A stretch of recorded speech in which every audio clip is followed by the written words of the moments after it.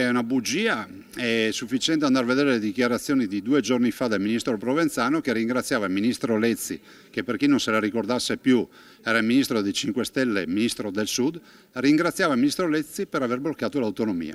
Quindi si mettono d'accordo tra di loro. Poi posso dire una roba, se sono stati così bravi ci spieghino perché di 10 ministri del Conte 1, 10 ministri 5 Stelle ce ne sono rimasti solo 3.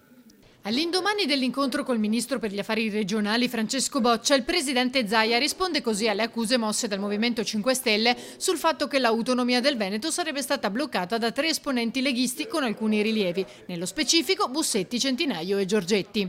Il governatore veneto conferma poi che giovedì incontrerà nuovamente a Roma il ministro Boccia in sede di conferenza dei presidenti di regione, ma a meno che nel frattempo non emergano novità sostanziali non si diranno nulla di nuovo, dal momento che l'incontro svoltosi a Palazzo Balbi con la consegna della nuova bozza da parte di Zaia è stato definito positivo da entrambi. L'incontro è stato franco, chiaro, abbiamo parlato di tutto quello che è stato fatto come lavoro, ho portato le istanze del Veneto e noi da lì non ci muoviamo, insomma abbiamo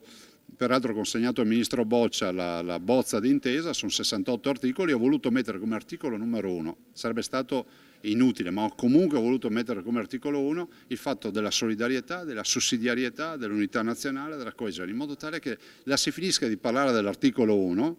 nostro e parliamo di tutti gli altri 67 articoli che sono quelli dell'autonomia.